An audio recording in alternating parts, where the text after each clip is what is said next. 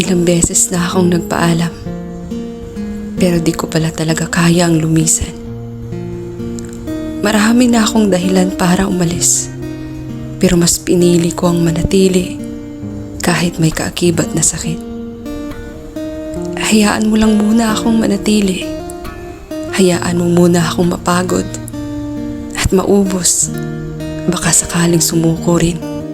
Subalit kahit ganun, umaasa pa rin akong babalik ang dating ikaw, ang dating tayo. Ganun naman yata talaga ang pag-ibig. Hindi sa lahat ng oras ay masaya.